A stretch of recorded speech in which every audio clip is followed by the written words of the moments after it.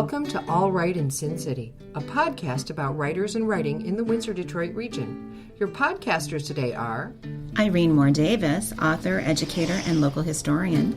Sarah Jarvis, former bookseller, publishing rep, and literary festival chair. and me, Kim Conklin, Windsor-based writer and filmmaker.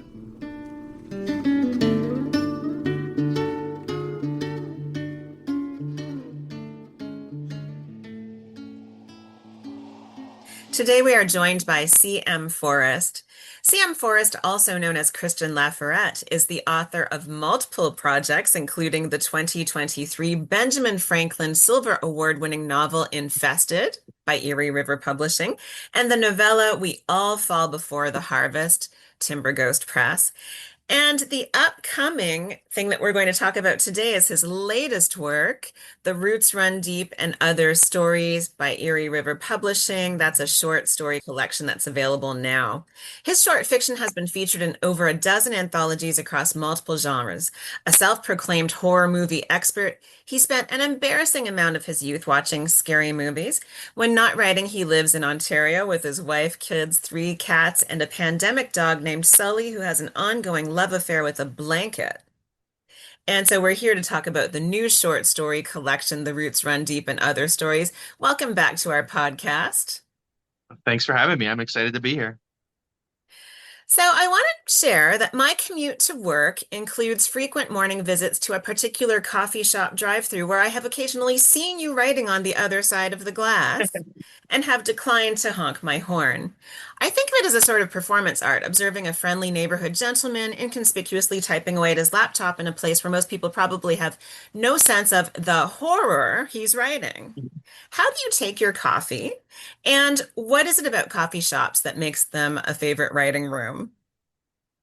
Well, first answer is I do drink coffee, but when I write, I usually drink tea. So I prefer a chai tea if it's available, which is what I get at this big chain coffee shop that there's one on every corner. So yeah, I think I like going to coffee shops to write. I go to that particular coffee shop because it's a cheaper option if you're going every day. I mean, if you're going to like a kind of a smaller coffee shop, it can get pricey if you're hitting that every day, and grabbing a hot beverage and a treat is going to cost you a lot of money. There, it's only about $4. So I just like getting out of my house. So it's not necessarily the coffee shop. And in fact, if I forget my headphones, then it's kind of a huge distraction to be at a coffee shop because it's so noisy and there's so much kind of bustle happening. But yeah, I think it's more the leaving my house, leaving all my little toys I like to play with that will distract me, leaving my TV and my PlayStation, and otherwise I just won't write. So it's like I have to get out of my house and there needs to be a place to go. And coffee shops have donuts, so that's where I'm going. Awesome. Every writer needs fuel, eh? So this latest release is a collection of very diverse, different stories. What do you enjoy most about writing short fiction as opposed to the longer novels that you've done? And as the first of these stories in The Roots Run Deep begin to take shape, when did you realize it was going to be short stories over a novel? Well, I mean, I cut my teeth on writing short stories when I first got into writing. Like I went to school for animation. I always wanted to be like a visual artist. And then after animation, 3 years of animation school, like beat and any sort of love of drawing out of me. I knew I wanted to, oh God, it was so much drawing in 3 years that I'd never wanted to do it again. But anyways, yeah, after that, it was like, I still wanted to write stories. I still wanted to tell stories. I just didn't want to do it with a drawing anymore.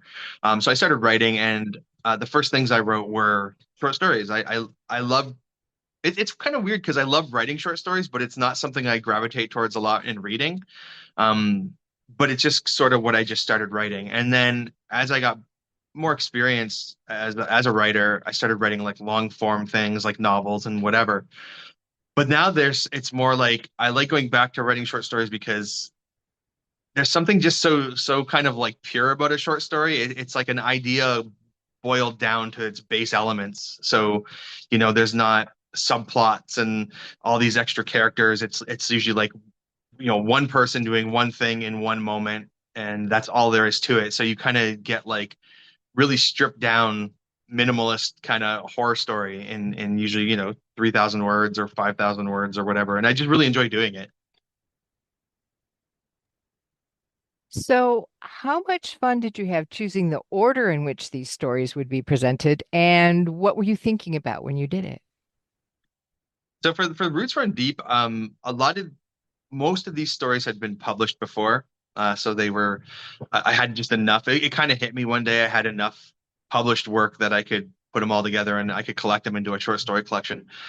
So the thing about that though is that like a lot of these stories I had written when they cover kind of like up to that point my whole writing career. So some of them were published before I even had like a pen name that I was using, before my novels came out, and then other ones were published after that. So it was like pretty much everything I had done up to that point. And so there was years separating these stories. So when it came time to put them together in the book, I kind of was hit with like, do I put them in chronological order? Or do I put them in an order that makes sense for like a book? I kind of wanted to put them in chronological order because in my head I was like, well, the newer ones are going to be better than the older ones, so like it'll get better as you go. But I then realized there was a lot of similar themes in some of these stories that, wasn't a problem when they're written 3 years apart. But if you're going to read them one right after the other, you're going to go like, oh, it's a little samey. You're kind of treading the same ground here. So that was kind of a big issue. That was really the deciding factor was what way is it going to, can I put these in this book that'll make the book interesting to read from front to back without it feeling repetitive? Just a quick follow-up. So, what were some of the themes that jumped out for you? Well, it turns out I don't like children at all. They don't fare well in my stories, and I didn't really realize that until someone pointed it out. And there's a lot of like travel gone awry, which is something also that I think like I have like a lot of anxiety towards traveling, as a lot of us do. So I don't know if that just kind of like subconsciously kind of in a lot of my stories, but there was all these kind of themes of like, yes, on a road somewhere. And I mean, and there are things that lend themselves well to horror stories anyways, but it just was there a lot. Travel is bad, kids are bad. Like, and it's like those kind of things kept popping up. And I had no idea until even when I was putting the book together, I didn't have an idea. It was, I think, until later on, somebody had pointed out to me that that's kind of was something that they were noticing in all the stories. And I was like, oh yeah, like I do hate kids and I do hate travel. So that makes sense. You don't seem to really love beaches either, right? Yeah, no. I like to stay inside. I don't like the sun. I don't like any sort of weather. I like controlled environment in my house or like a hotel room. That's fine. So you've been writing horror for a long time now. Looking back over your long list of publications, and indeed even going through this process you've just described of collecting stories from across the career, what do you see as the aspect of your writing that has evolved the most? I think that, when writing horror, it's like something I've never really had problems with. I've always felt like I've had a handle on anyways, is structure of a horror story, pacing, things that make, building up to moments that have a lot of, like building dread, building atmosphere.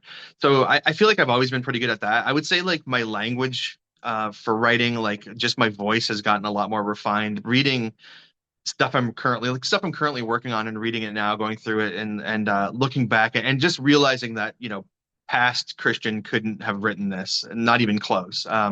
Because there's things that are, just things I inherently do now, having the experience of having written books that I wouldn't even have known that like how to approach these things, like it's just, but now I just do it because I've done it so many times.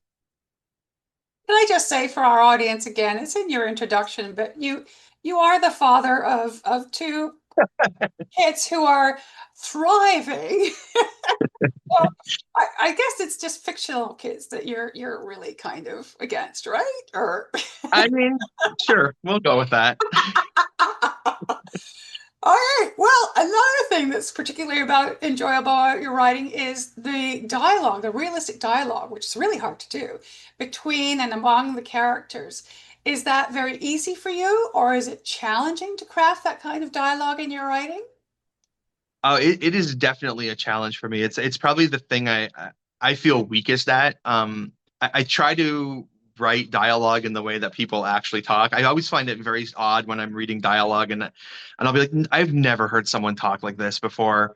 It's so formal, or and I get there's like context to whatever the who the character is and what the situation is, but for me personally, I've always been I try to write like I speak and how I hear people speak, but I don't love it. I don't like writing dialogue. I would like to write a whole novel with no dialogue. Just description would be my dream. Have I don't like it, and I have friends that are really good at it.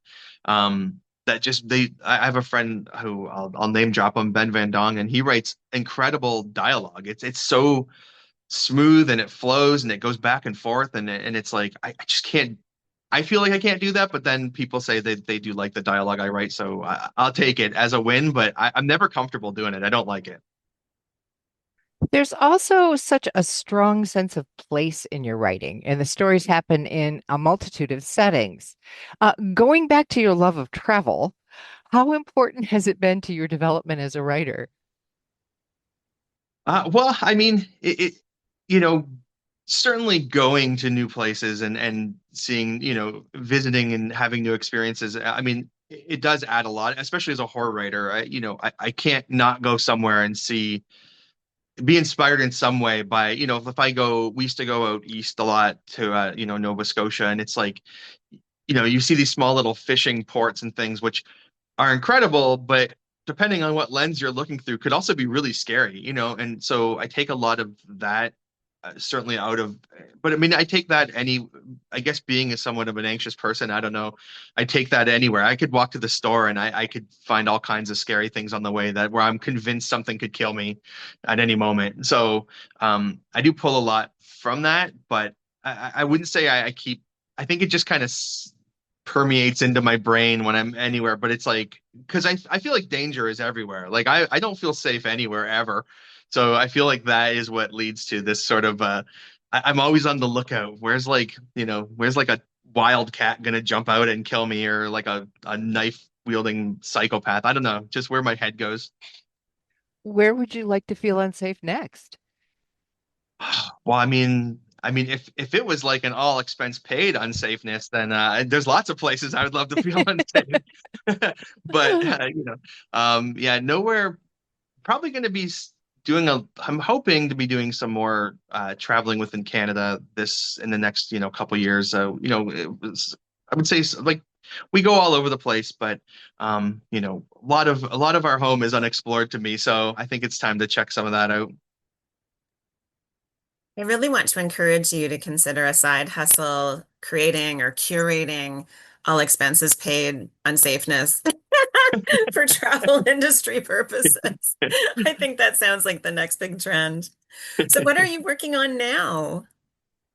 Well, I have two books. So since my last novel came out, which was actually Infested, and it's getting a little long in the tooth now, I've been working on a few things since then. I've actually almost finished several books, got really far, and then abandoned these projects because I'm an idiot. I don't know, and then I finally settled on something that I've been working on this year.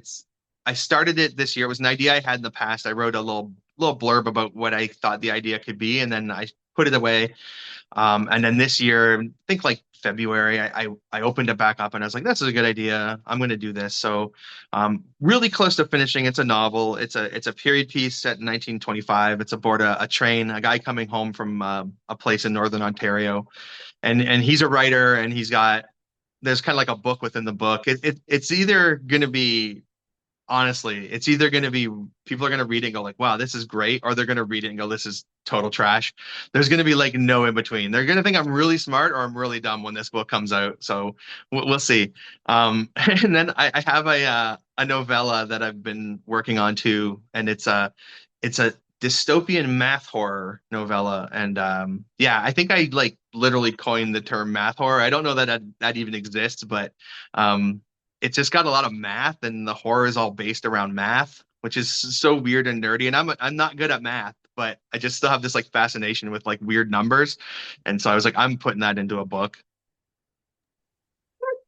All math is horror to me. Yeah, you know what? Yes, agree. Yeah. I think that all sounds very fascinating, and we look forward to these releases in seriousness. Christian, thank you so much for joining us today. It's always a pleasure to have you on the podcast. Hey, thank you so much for having me here. It's great. I love talking to you guys. And for our listeners, the short story collection is The Roots Run Deep and Other Stories. It's available now from Eerie River Publishing. Thanks for joining us. Look for more episodes of All Right in Sin City wherever you listen to podcasts, or check out our website, allrightinsincity.com. For information and announcements of new podcasts, sign up to our email list or follow us on Facebook and Twitter.